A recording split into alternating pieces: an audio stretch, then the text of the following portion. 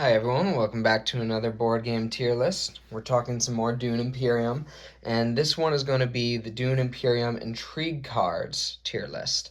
So this is an interesting one. There's a lot of different ways you can acquire Intrigue cards during the game. When you do, you just draw the top one off the deck, and they do a lot of different things, and some of them I definitely think are better than others. And they're very situational too, so it can be kind of hit or miss when you get an Intrigue card. They can be very powerful or not so helpful. Um, so this should be really interesting. There are a lot of them too, and they're all mixed in the same deck, especially once you have the expansions. There's a ton of different possibilities. So that should be really fun. There's three different kinds. There's plot cards you can play at any point during your turn. Combat cards are played during your combat, and then endgame cards are revealed at endgame. And there's some that are kind of hybrid, can be one type or another. Um, you can basically you can have up to 4 intrigue cards in your hand. Technically, you can have as many as you want, but once you have 4, other players can start stealing them. So you usually have anywhere from 0 to 3. I like to always have like 1 intrigue card at least in my hand if possible, just to keep my opponents guessing, specifically for combats. But just depends. Sometimes you get a lot of them, and sometimes you don't. So without further ado, we'll try to keep it moving. S is the best, F is the worst, and here we go. And I did separate them by expansion. So we're going to go through all the base game ones first, and then we'll dive into each of the expansions. So this is an endgame card, plans within plans. If you have 3 influence or more on 3 of the faction tracks, you get a point. If you have it on all 4 faction tracks, that's 2 points. So obviously high potential here. To get 2 points from an intrigue card is a huge win. I love cards that reward you for doing something you want to do anyways. This is absolutely something I want to do anyways. Difficult to do, but really good if you can. The tricky thing with endgame cards too is that you have to hold on to them the whole time, so it's holding up one of those basically slots, but also it can keep your opponents guessing, and then you can they might think they have enough points with 10 points, and then you swoop in and you have 11 because of this, so that can be a huge boost. Yeah, difficult to do, but I'm going to put this in S tier because I often do get 1. Even if you get 1 point, that's a huge win, and sometimes I do get the 2, and that's just really, really good. Water Peddlers Union gives you 1 water. Yeah, I'm going to put that in C, I think. Obviously, it's nice, but it's not like a huge game changer by any means. Calculated Hire. So you spend 1 spice to take the Mentat, which essentially gives you an extra turn, which is powerful, but there's a few problems I have with this. One is obviously you have to pay a spice. The other one is if the Mentat's not available, you just can't use it. And so often I don't know when I need the extra turn until I've taken my other turns, and then the Mentat might be gone. There's another one that we'll get to later that just lets you recall your agent that you already sent, and to me that one's just clearly so much better because it's free, it's always going to be available, and then the agent that you recall, when you recall the agent, you clear up a space, so there's an extra space to go to, whereas you might run out of spaces with this one. It does keep your opponents from getting the Mentat, but I kind of think the Mentat space is a trap anyways, so I'm not sure how much that hurts them. That's going to go C. Windfall, 2 money. Yeah, this is nice early game, but late game money's not great. If I put 1 water in C, I feel like this has to go in F because 1 water is probably worth more than 2 money. I'll put it in C. I think they're about equal. There it is. Recall one of your agents. So just a much better version of this. Getting an extra turn is super nice. I think that's going to be A. Master Tactician. So this is our first combat card. So you would reveal this during the combat. You go in turn order. Everyone has a chance to play a combat card or pass, and so there can be kind of some back and forth to try to take the lead or whatever in the combat. So this one adds 3 strength to your combat or retreat up to 3 troops.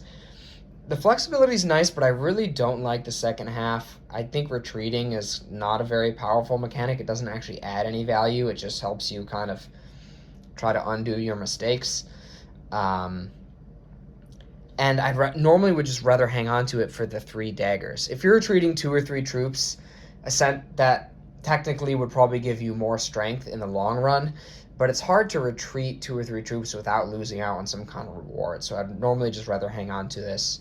That said, 3 daggers is 3 daggers. It's a solid card.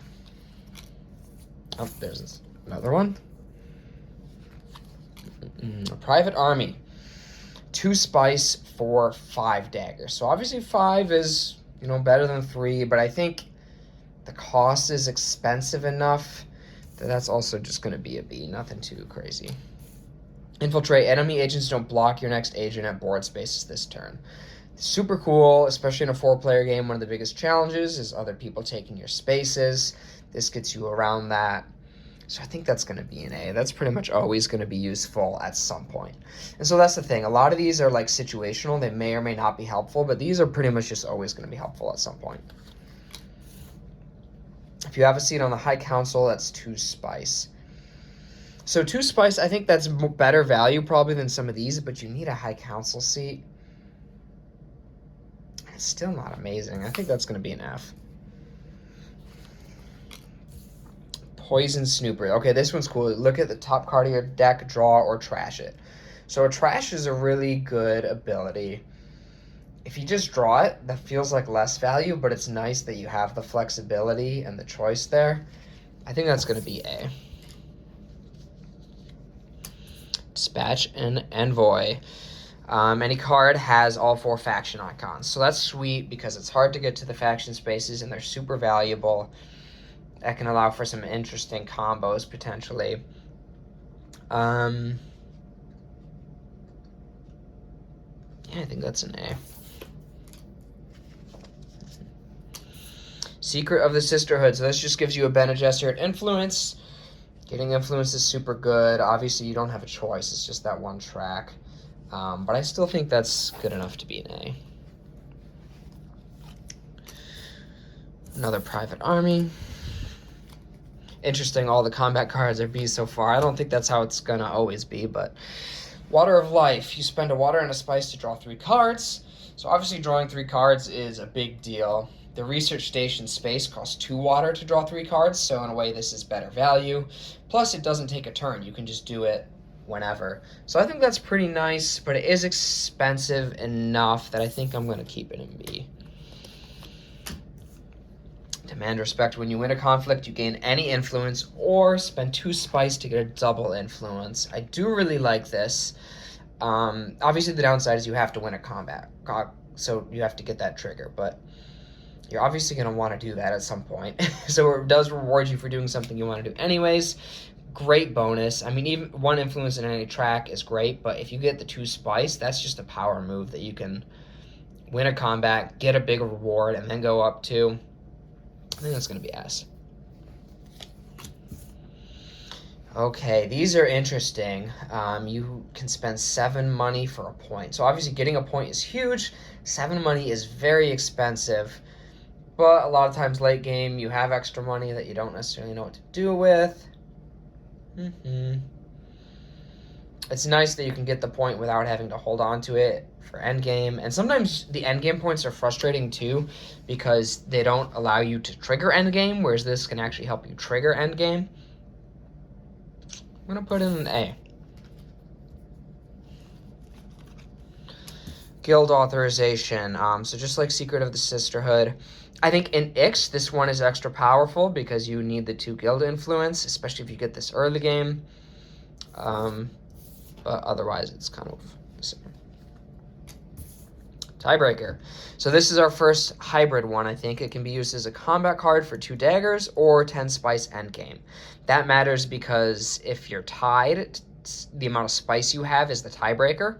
So that's most likely going to give you the tiebreaker. So, I mean, that could be huge. That can be basically worth a point.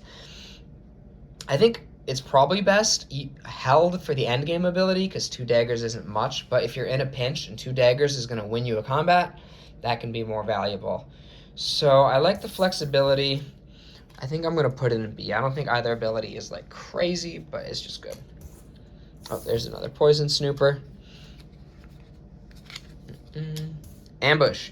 All right, so this is just kind of the standard combat card, just free daggers. And I think that's actually, I really do like this one. It's just nice to have. Those 4 daggers are a difference maker versus like this one, I basically was 3 daggers because their retreat ability isn't really that great. I would rather just have the extra dagger. So I think that's actually going to be A for me. And same if you compare to Private Army, like that's 1 more dagger, but for 2 spice, I'd rather just have 4 for free. So the ambush is a pretty nice card. Bypass Protocol. I don't like this one. Acquire a card for 3 that costs 3 or less, or pay 2 spice to acquire a card that costs 5 or less, and to the top of your deck. I think early game it's good because it helps you build up your deck, but late game it's just way too slow. So often I'm like looking for something that's like actually going to help me like win a combat or something, and I get this, and it's just kind of like, okay, great. I don't value 3-cost cards that highly. I don't think they're really that powerful yet at that price. 5 cost, sure, but it costs 2 spice, and there's may or may not even be 5-cost cards out there for you to grab. So, yeah, I might be wrong, but honestly, F is how I feel most of the time when I have it in my hand. I'm disappointed. Refocus. Shuffle your discard pile into your deck, then draw a card. Obviously, shuffling your discard pile is not, like, amazing, but it can be helpful if your good cards are in there and you need to get them back. And I do just like the ability to have a card draw just sitting there that you can kind of play whenever you need it in a pinch. I'm still going to just put it in C. I don't think it's a huge difference maker. Another Master Tactician. Allied Armada. If you have a faction alliance, 2 spice for 7 daggers. I do think this one's really good because that's the most daggers you can get from any one card, I believe. And that's just a huge, huge difference maker. You'd need an alliance, but I pretty much always want to have an alliance anyways. At least the way I play, if I don't have an alliance, I'm probably not competitive. So I'm just going to assume that, like, obviously it's not helpful early game, but late game, this is one of the best ways to make a difference in winning one of those really important combats that can get you 2 points. The 2 spice, is expensive, but worth it. Yeah, it's just so many daggers all at once. I'm going to put it in S. Yeah, this one's 2 spice for 5 daggers, so I feel like each extra dagger could put it up a tier. We'll put it there. Okay, this one's really interesting. Rapid mobilization. Deploy any number of troops. It can really whiff if you've already deployed all your troops or you just don't have many, but it can be one of the most powerful ones that can just, like, honestly win you the game. When you have a bunch of troops saved up and you can just put out, like, 12, you could literally put out 24 strength at once with this card. And it really, I think the surprise element too is impactful, that your opponents, like, don't know that it's coming. So I might be overrating this, but I've just seen it be a real difference maker, so I'm going to put that one in S as well. Corner the market. So here's another endgame one. So like Plans Within Plans, it can give you 1 point or 2 points because these are cumulative. But I think it's a lot harder to get for me, at least the way I tend to play. I go for the faction tracks, but I don't necessarily want to. The Spice Must Flow.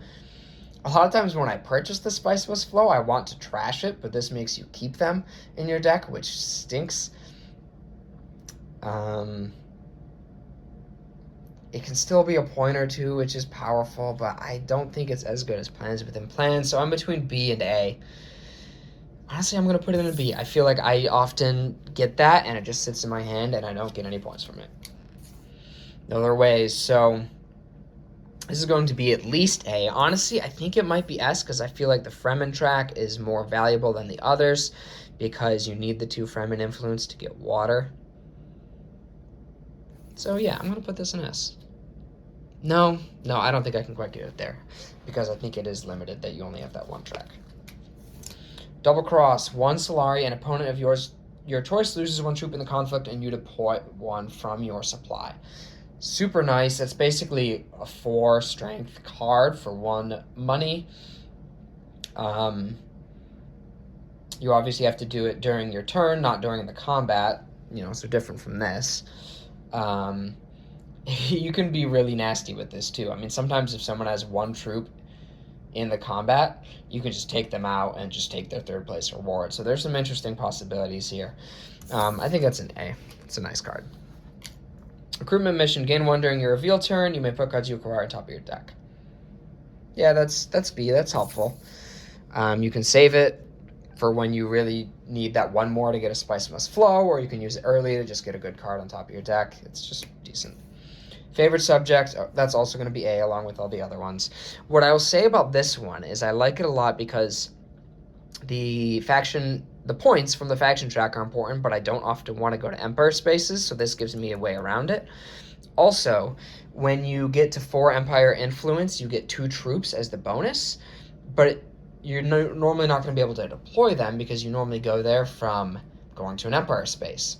With this, you can be real fancy. If you use this to go from 3 to 4, you get those 2 bonus troops. So you can save this and play it on a turn that you go to a combat space, and then you get to deploy those. So that's one of my favorite little sneaky combos. So I do like this one a lot. We'll put that in there. We already saw that. Okay, lose 3 of your troops in the conflict for a point. So this is, I think, our first combat card.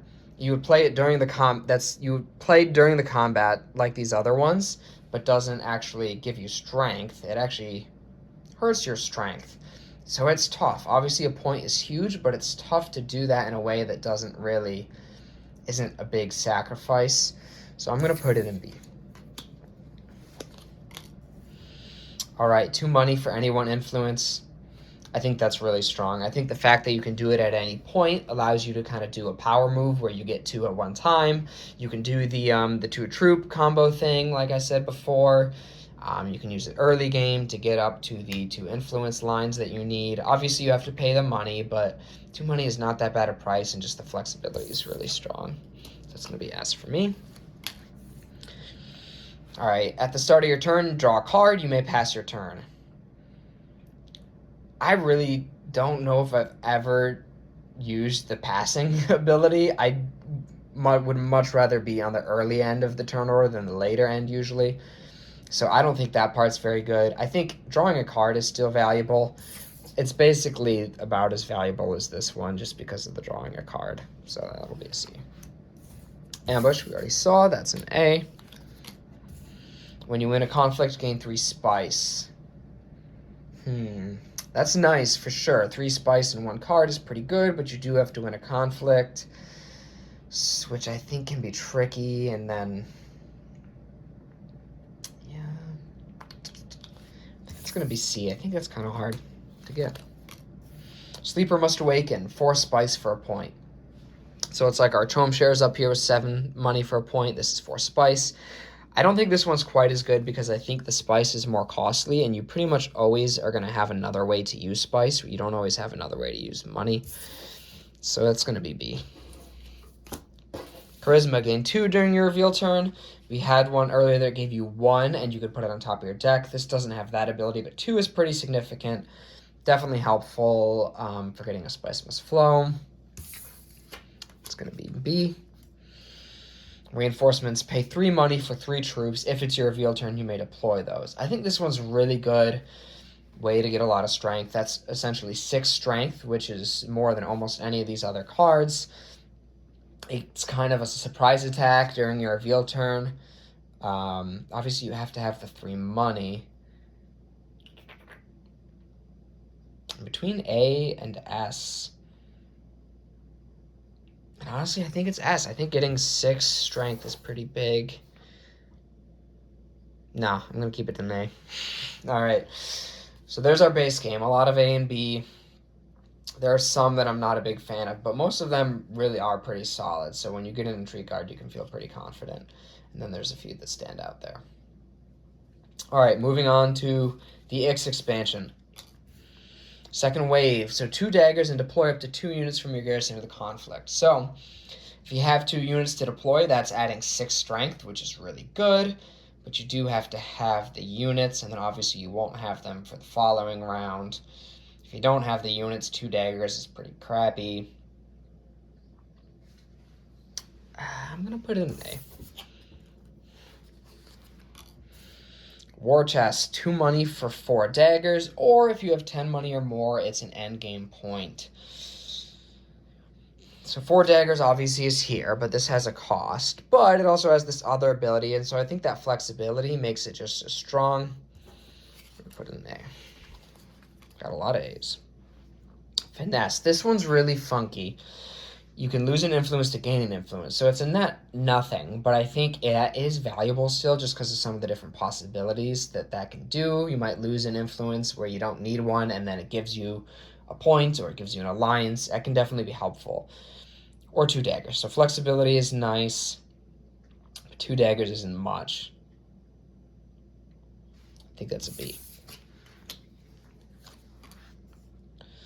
Spend 1 money to get a trash. Trashing is very nice. 1 money is not too expensive.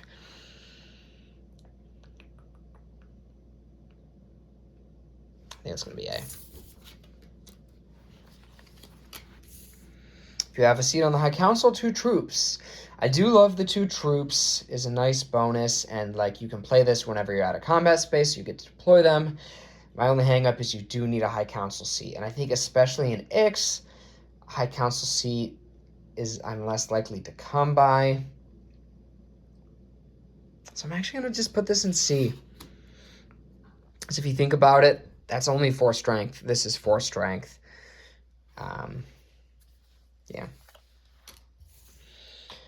This one is cool. Okay, so that's an Ix mechanic is get the Dreadnought, which can be tough to do. Normally they cost 3 money, so it's not a value there, but it basically saves you a turn. And when you go to the Dreadnought space, it's not a combat space. So this allows you to buy a Dreadnought when you go to a combat space and instantly deploy it. Or if you have 3 or more tech tiles, which is pretty doable in Ix, it's a 4 dagger, which is obviously good. The flexibility there. I think this is actually a really good card. I'm going to put that in S. Glimpse the Path, 1 spice for a money and a water. I mean, that's just good value. It's not a game changer, but it's just helpful. We're going to go B. Cannon turrets, 2 daggers. Each opponent retreats 1 dreadnought. Dreadnoughts are 3 strength. So that's kind of like a 5 strength card if your opponents have dreadnoughts in the combat. If they don't, it kind of stinks. But that's going to be A, I think. Expedite, 1 spice for 1 shipping track movement. It's good value, but it is expensive, but a shipping track movement is really valuable. I think that's B. That's just a fair card. Sheen Culture. So either this means you can play it during your turn to just buy a tech tile, or at the end of the game, if you have 3 or more tech tiles, that's a point. That's a pretty achievable point, but you would have to hold on to it, or you can just spend it. I don't love spending it as the plot card because there's a lot of other ways to buy tech tiles, and sometimes they come with discounts. This doesn't have a discount. I think that'll be B. I think the endgame one is probably better than the plot version. Discard 2 cards to draw 2 cards, so you net nothing, but you get rid of some crap and hopefully get something better. Really good if you combo it with the cards that give you a bonus when they're discarded. But I'm going to put it in C. I think it's okay. Strategic push, 2 daggers. If you win this conflict, 2 money. Because 2 daggers just isn't much. So the odds of that being the difference maker and you winning the conflict are low. 2 money's not that amazing in a reward anyways. I think that's a C. Lose a troop to gain 1 influence with a faction whose board space you sent an agent to this turn. Obviously, gaining an influence is good, and it kind of lets you do a power play because you sent 1 this turn, so you would gain 2 influence that turn. But it is tricky to trigger because you have to have a troop in play and send an agent to a faction space. So I think that's going to be B. Quid pro quo. This one is really interesting. It can be one of the most powerful in the game for sure, because it can give you potentially 1, 2, or even 3 influence in one move, which would be nuts, but very difficult to get like this. You have to already send agents to the spaces, but then you also have to pay 2 spice. But I think because this one's limited to just 1, this can get you 2 or 3. That's a big deal.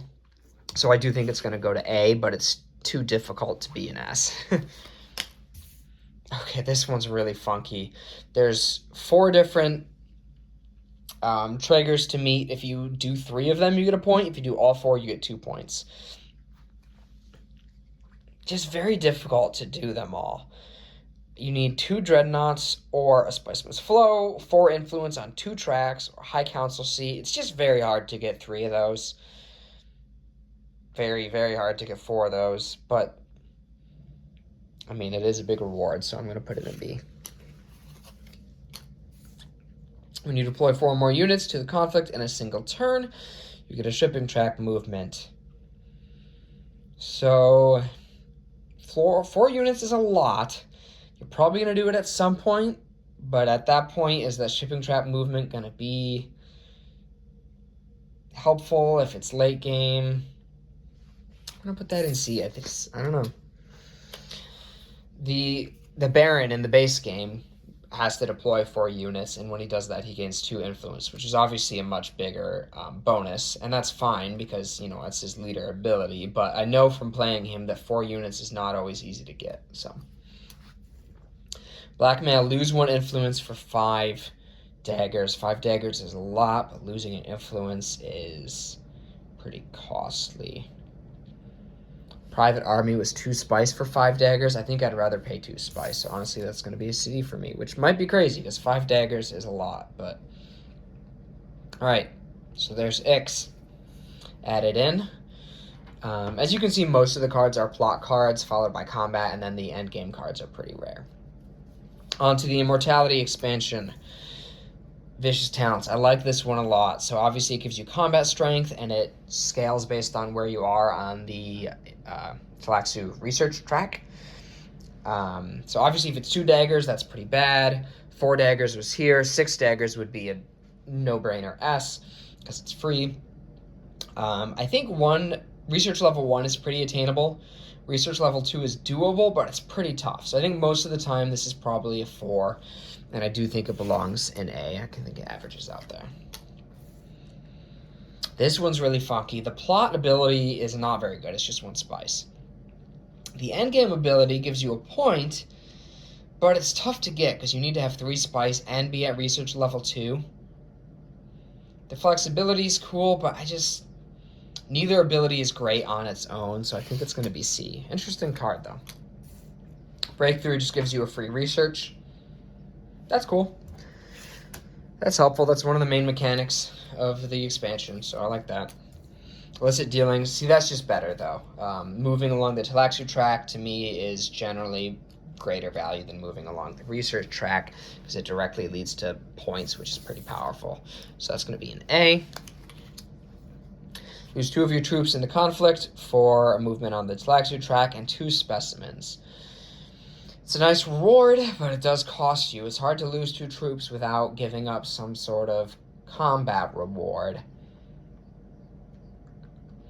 And honestly, I don't think specimens are amazing. So I definitely think it's worse than illicit dealings. Between B and C. We'll be harsh, we'll put it in C. I don't really love the combat cards that make you sacrifice stuff, generally. Illicit dealings again. Hopefully you can still see all these. We're getting to a lot of them. Disguised Bureaucrat. Research level 1 is 1 spice. Research level 2 is an influence. If you're at research level 2, it's great. It's just a free influence on any track. But otherwise, it kind of stinks. And research level 2 is tough to get to. So honestly, I'm going to go C. Maybe I'm being a little harsh in some of these immortality ones, but I'm not too impressed right now. All right, either 1 specimen or a end game Talaxu track movement, which can be helpful even though the game's over. That can give you a point. Honestly, I'd rather just have this. 1 specimen's pretty weak. You have to hold on to it the whole game. I think it's going to be a C. All right, either gain 1 during your reveal turn this round, or if you have a high council seat and 2 research level 2, you get a point. So again, a point is great, but that's tough to get. The plot ability is not amazing. Yeah, I think it's going to be C.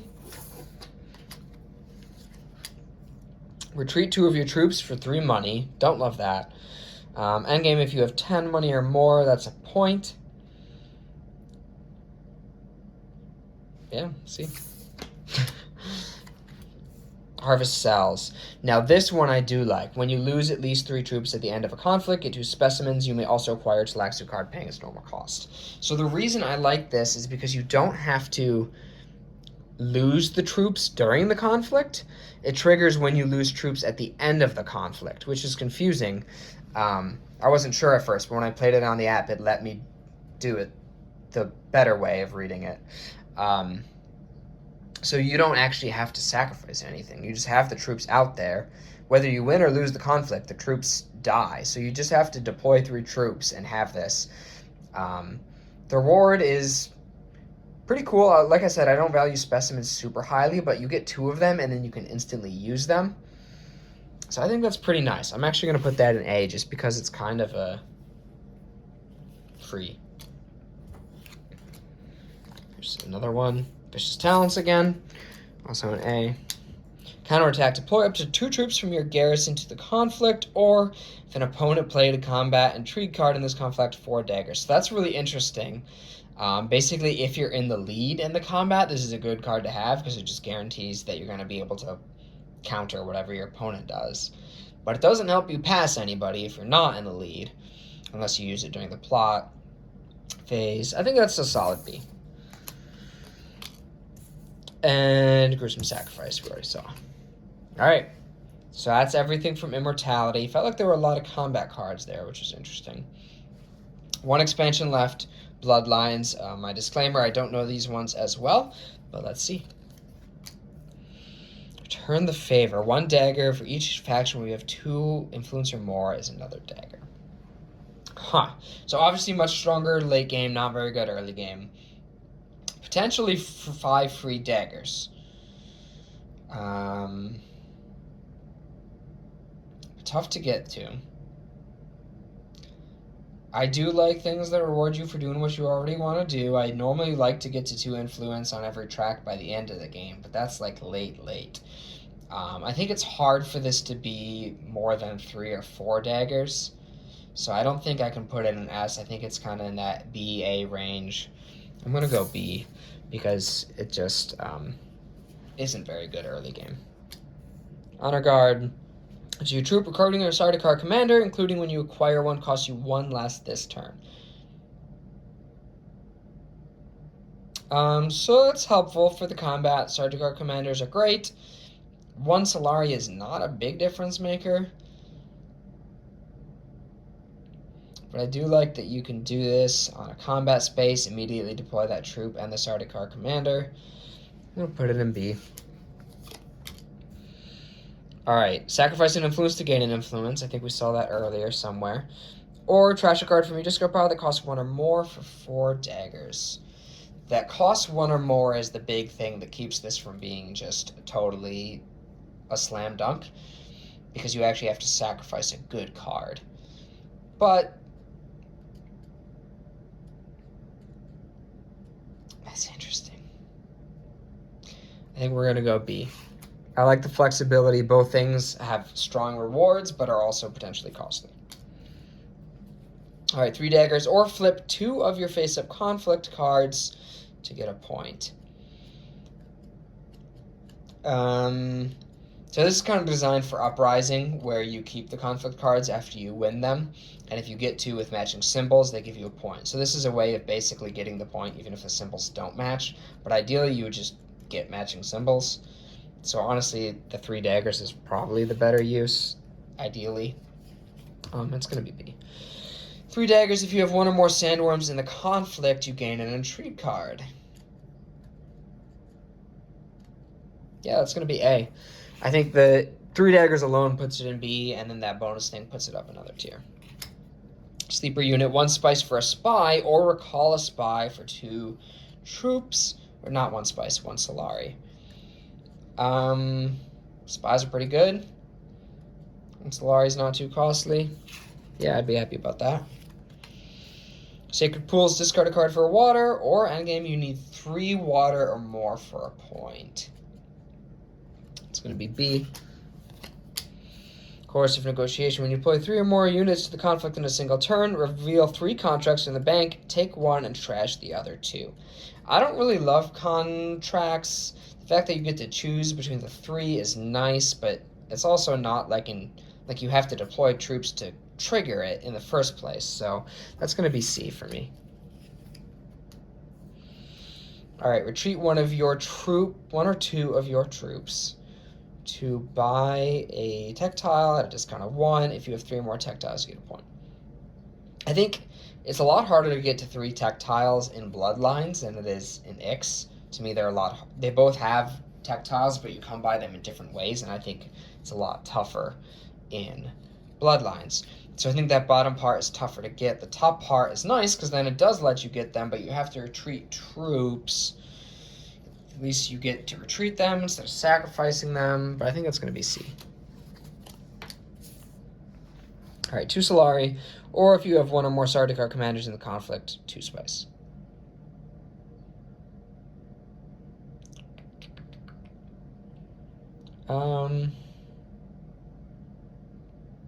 Yeah, I think that's going to be C. I don't think either of those is amazing.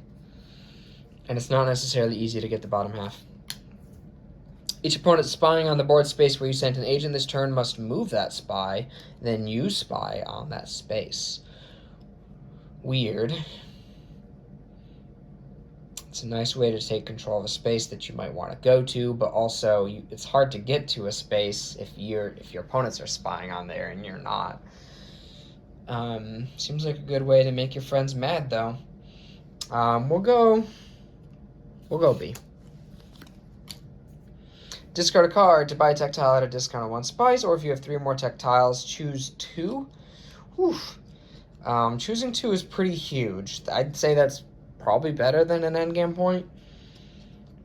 And I also think the top ability is easy to trigger, so I think I definitely like it more than this. I'm between B and A. Again, probably better in X, but yeah, I'm going to put it in B for Bloodlines. I think if it's an X, it's at least an A. Retreat 3 of your troops for 1 influence. An influence is nice, but retreating 3 troops is costly. So we're going to put it in B. 3 daggers, or retreat 1 of your troops for a trash. 1 troop is not as costly. I think you could realistically often retreat 1 troop without actually losing the reward that you're in line for. Or you can just use the daggers, so that's going to be A. Adaptive Tackets, 1 spice for a troop, and you turn wherever you are into a combat space. That's pretty cool. That's going to be an A. 1 water for 5 daggers. Pretty similar to the one earlier where we had to spend 2 spice for 5 daggers. Draw a card, or the card you play this turn has the Emperor icon. Don't really love Emperor spaces. They're better in Bloodlines, so I'll give it that. Again, drawing a card is just nice. So I feel like all these draw a card ones are just... Drawing a card is good, but the other abilities are kind of meh. And then recall a spy for a trash and a draw a card, or ignore influence requirements on board spaces when sending an agent this turn. That's interesting. Again, better in Ix, even though it's a Bloodlines card. A trash on a card is good, but recalling a spy certainly is a bummer. So that's going to be B. Okay, that's everything. I don't know if it's just me or if the cards in the expansions kind of centered more towards the middle, because my Fs and my S's were mostly base game, and then I got a little more center as we went on. But yeah, obviously a lot of B's and A's and C's. As you can see, Intrigue cards are pretty valuable. So hope you enjoy. Thanks for watching.